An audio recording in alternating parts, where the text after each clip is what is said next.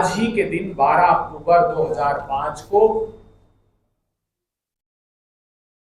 कांग्रेस नित यूपीए सरकार ने सूचना के अधिकार कानून को पारित किया था। एक अधिकार संपन्न भारत की बुनियाद आदरणीय मनमोहन सिंह जी के नेतृत्व वाली कांग्रेस सरकार, जिसमें हमारा मार्ग प्रशस्त आदरणीय सोनिया गांधी जी करती थी, राहुल गांधी जी की दृढ़ इच्छा शक्ति का प्रतीक था कि हमने अधिकार संपन्न भारत का निर्माण किया। 2005 में सूचना का अधिकार कानून हमने पारित किया। 2006 में हमने 2013 में इस देश के किसान भाइयों की जमीनों का अधिकार देने के लिए जमीन के उचित मुआवजे का कानूनी अधिकार उनको दिया। 2005 से 2013-14 तक सूचना के अधिकार कानून को और सुदृढ़ बनाते गए।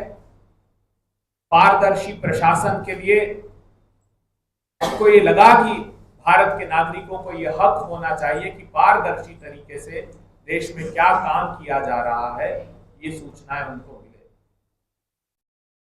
मगर दुर्भाग्यपूर्ण बात है कि 2014 में मोदी सरकार आने के बाद निरंतर सूचना के अधिकार कानून को कमजोर करना प्रारंभ कर दिया गया।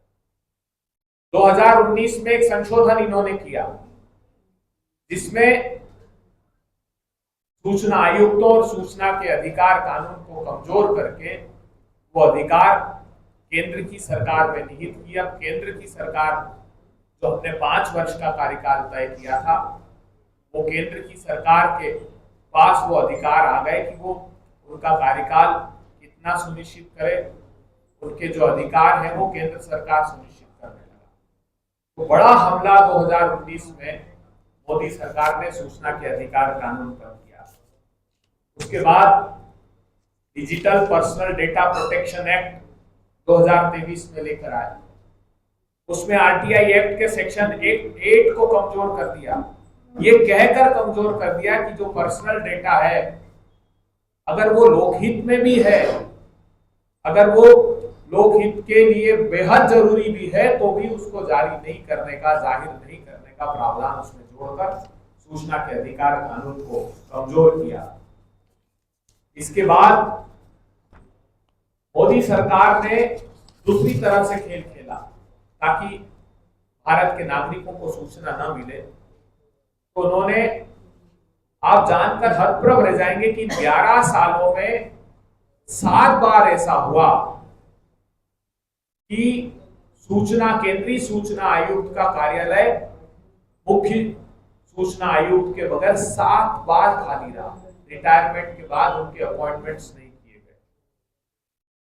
11 सूचना आयुक्तों में से आप हतप्रभ रह जाएंगे, 9 पद खाली हैं आज भी जब हम पत्रकार वार्ता कर रहे हैं। 4 लाख से अधिक 29 सूचना आयुक्तों के अधीन देश के 4 लाख से अधिक जानकारियां आज भी पेंडिंग है। आवेदन किए, कितनी उसमें से इन्होंने अपीलों को डिस्पोज ऑफ किया, कितनों को जानकारियां प्रदान की, कितने लोग अपील में गए, उन अपील का क्या स्टेटस है। आप चौंक जाएंगे कि औसतन अपील और जानकारी बिहार में 5 वर्ष लगते हैं औसतन। ये बहुत गंभीर आक्रमण सूचना के अधिकार कानून पर है।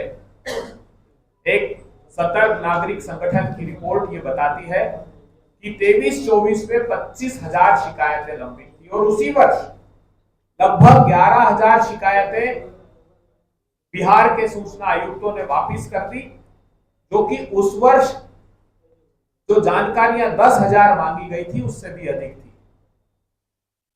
बिहार में एक और भयावह और डरावना रक्त रंजित खेल खेला जा रहा है सूचना के नाम पर।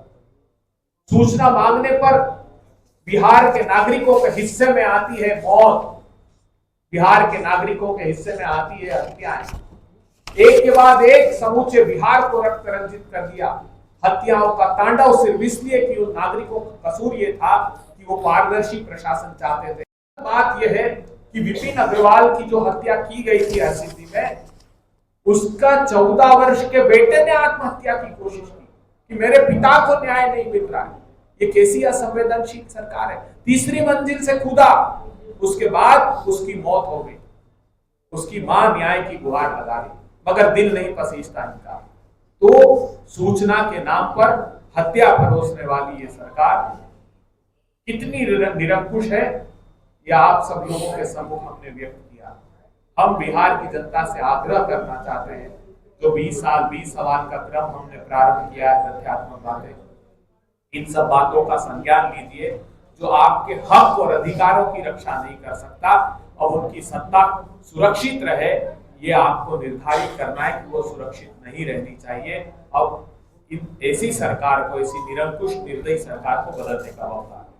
अगर आप लोगों के कोई प्रश्न, राजेश राठौर जी आपसे 1-2 मिनट कुछ बात करना चाहते हैं। धन्यवाद।